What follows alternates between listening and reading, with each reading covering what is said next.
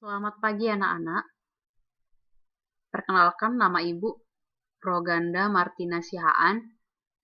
Di sini Ibu akan menjelaskan tentang sejarah perkembangan dan konsep dasar sosiologi.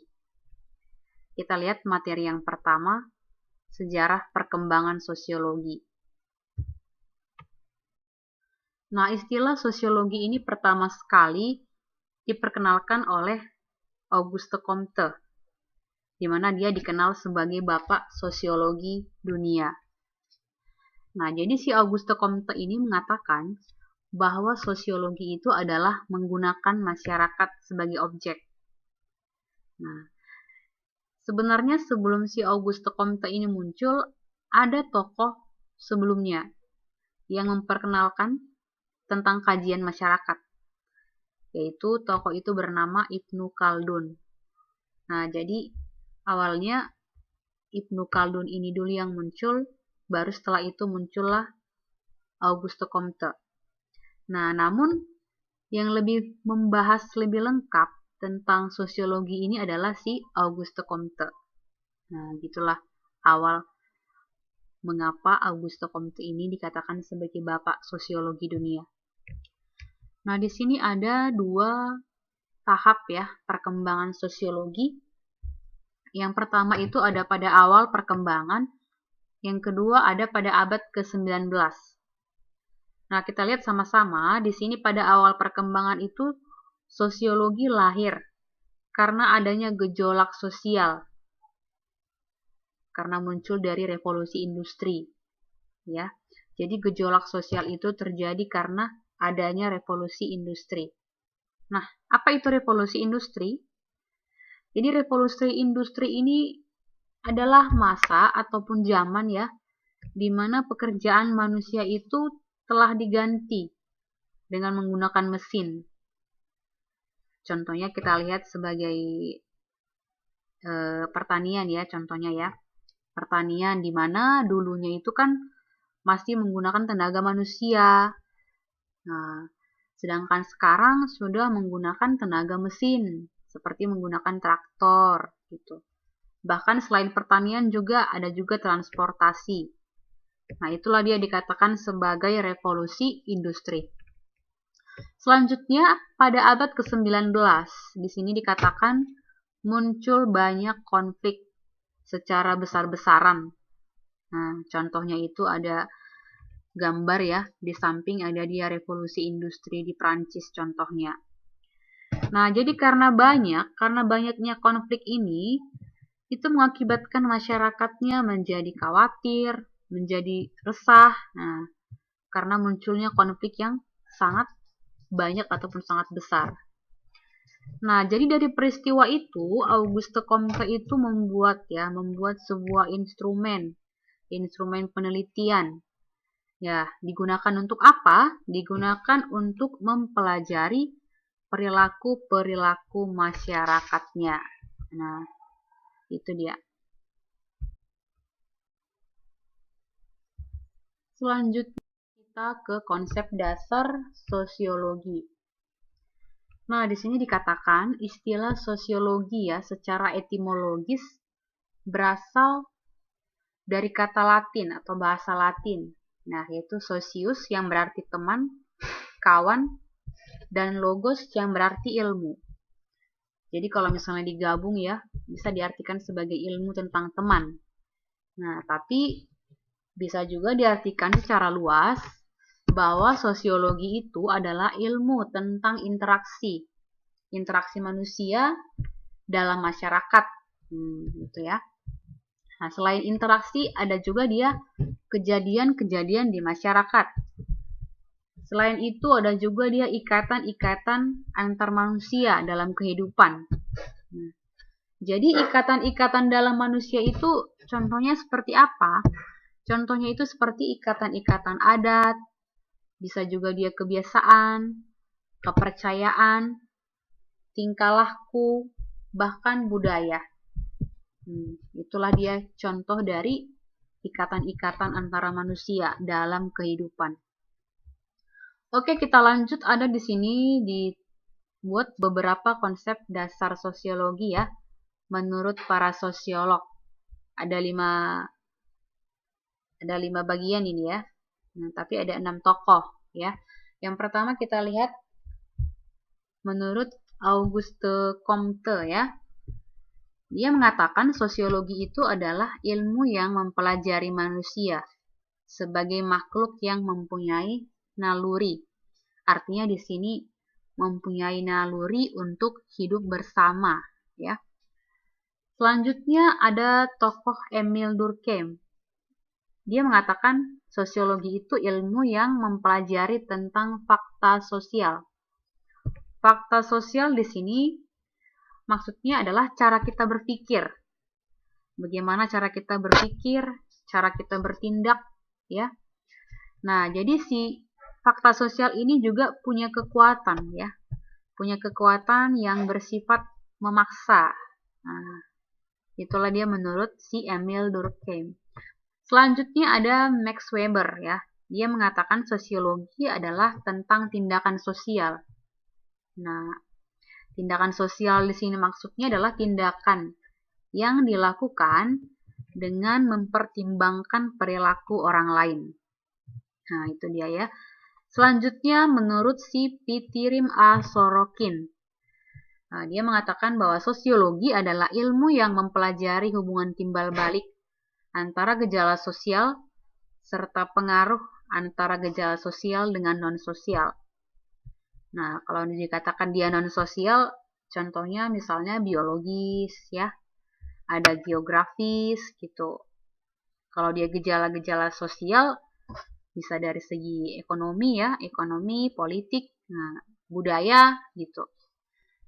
Yang terakhir ada menurut Selo Sumarjan dan Sulaiman Sumardi. Nah, ini tentang struktur sosial, proses sosial, dan perubahan sosial. Itulah dia tentang konsep dasar geografi. Selanjutnya kita lihat ini ada 4 tokoh ya.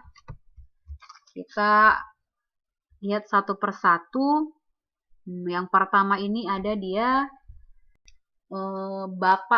Bapak sosiologi ya, Auguste Comte. Nah, inilah dia tokohnya. Nah, jadi Auguste Comte ini awalnya dia itu mengembangkan suatu ilmu yang disebut dengan fisika sosial. Nah, terus makin lama akhirnya makin dikenal dengan nama sosiologi. Si Auguste Comte ini juga punya pemikiran ya. Ada 3 tahapan pemikiran yang terkenal dia buat. Nah, ada 3 ya. Yang pertama itu ada dia tahap teologis. Nah, tahap teologis ini bisa diartikan sebagai kepercayaan ya, kepercayaan pada supranatural. Itu dia. Selanjutnya ada dia tahap metafisik. Nah, ini bisa diartikan sebagai kekuatan-kekuatan yang abstrak ya, seperti alam contohnya ya. Yang terakhir ada dia tahap positivistik. Nah, ini diartikan sebagai kepercayaan pada ilmu pengetahuan. Nah, itulah dia 3 pemikiran yang terkenal yang dibuat oleh si Auguste Comte. Kita lanjut ke tokoh yang selanjutnya, ada dia Karl Marx ya. Nah, jadi si Karl Marx ini bukan hanya sosiolog ya, tetapi dia juga seorang filsuf dan juga ekonom ya.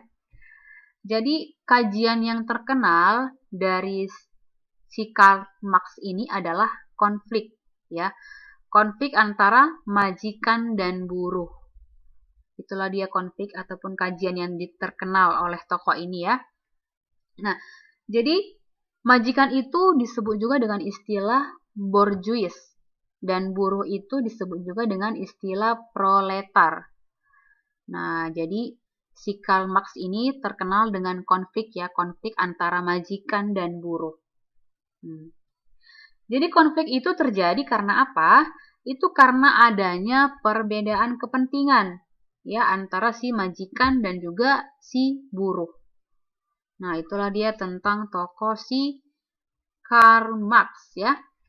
Selanjutnya yang ketiga ada dia tokoh Emil Durkheim. Kita lihat ya, apa pemikiran yang terkenal dari tokoh ini. Dia terkenal dengan fakta sosial. Nah, ya, fakta sosial. Nah, seperti yang kita ketahui kan, fakta sosial itu dia bersifat memaksa ataupun mengendalikan. Nah, itulah dia dari si Emil Durkheim. Nah, selain tentang fakta sosial, tokoh ini juga terkenal dengan perubahan sosial. Ya, perubahan sosial dari masyarakat mekanik ke masyarakat organik. Kalau dikatakan dia masyarakat mekanik itu dia masih bersifat tradisional ya. Nah, jadi kalau misalnya masyarakat organik berarti dia itu bersifat modern ya. Nah, jadi perubahan sosial dari masyarakat mekanik ke masyarakat organik ataupun dari tradisional ke modern ya. Itu menurut si Emil Durkheim ya. Dan yang terakhir ini ada menurut si Max Weber. Nah, jadi si Max Weber ini terkenal dengan tindakan sosial katanya ya. Nah, jadi ada 4 tipe tindakan sosial menurut si Max Weber ya. Yang pertama ada dia tindakan tradisional. Kalau dia tindakan tradisional itu dilakukan karena kebiasaan ya, karena adanya kebiasaan. Yang kedua ada dia tindakan afektif.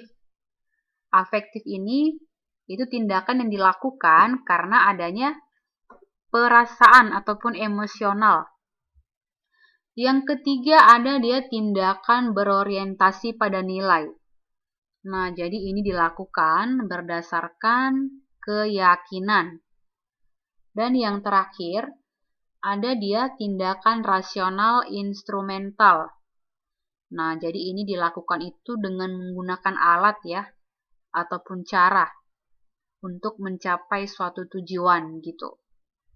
Nah, itulah dia pendapat-pendapat dari beberapa ahli ya tentang sosiologi.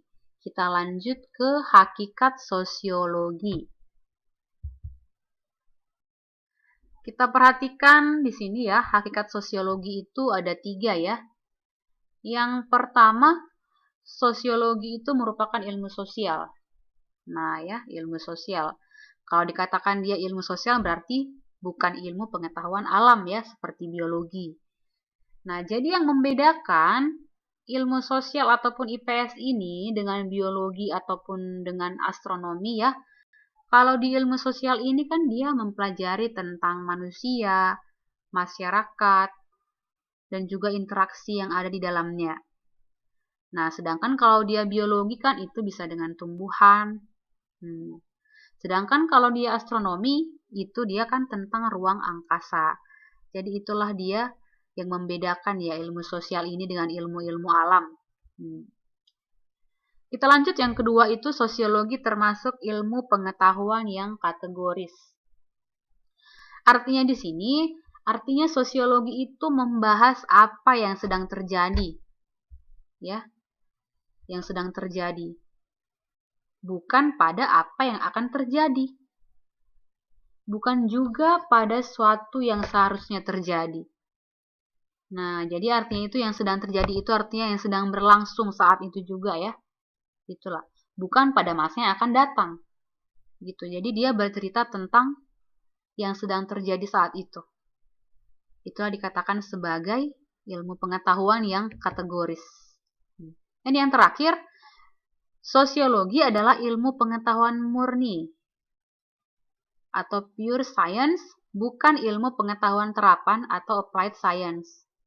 Nah, dikatakan dia ilmu pengetahuan murni itu dia mengembangkan ya, mengembangkan pengetahuan itu tanpa digunakan ataupun tanpa dilakukan dalam kehidupan. Nah, jadi dia hanya mengembangkan ilmunya saja. Kalau dikatakan ilmu pengetahuan murni, hanya mengembangkan ilmu pengetahuannya. Tidak dilakukan ataupun tidak digunakan dalam kehidupan. Beda halnya dengan ilmu pengetahuan terapan. Nah, kalau ini dia dilakukan dan digunakan dalam kehidupan. Nah, itulah bedanya antara ilmu pengetahuan murni dan juga ilmu pengetahuan terapan. Nah, jadi di sini ada juga ya, ilmu pengetahuan terapan itu dibagi 3, ada dia yang abstrak, rasional, dan juga umum. Nah, itulah dia tentang hakikat sosiologi. Kita lanjut ke objek kajian sosiologi. Karena kita tadi sudah membahas ya, sosiologi itu tentang interaksi antar manusia dalam masyarakat ya, berarti otomatis objeknya adalah manusia. Nah, di sini objek kajian sosiologi itu adalah manusia. Karena yang berperan penting dalam sosiologi ini adalah manusia. Kita lanjut ke materi berikutnya tentang ciri-ciri sosiologi. Nah, ini ada ciri-ciri sosiologi ya. Ada dia bersifat empiris, ada bersifat teoritis, ada bersifat kumulatif, dan ada yang bersifat non-etis. Dan yang terakhir, ada dia hubungan sosiologi dengan ilmu yang lain. Nah, bagaimana hubungan sosiologi dengan ilmu antropologi? Bagaimana hubungan sosiologi dengan ilmu sejarah? Dan bagaimana hubungan sosiologi dengan ilmu politik? Ya, selanjutnya bagaimana hubungan sosiologi dengan ilmu ekonomi? Nah, jadi di sini Ibu tidak akan menjelaskan ya bagaimana hubungan sosiologi dengan ilmu yang lain. Nah, di sini akan menjadi tugas kalian. Nah, jadi ini akan menjadi tugas kalian cari apa hubungan antara sosiologi dengan ilmu-ilmu lain ini. Dengan ilmu antropologi, dengan ilmu sejarah, dengan ilmu politik, dan juga dengan ilmu ekonomi. Dan gunakan dengan bahasa kamu sendiri. Oke, sekian materi dari Ibu ya. Semoga bermanfaat dan salam sehat.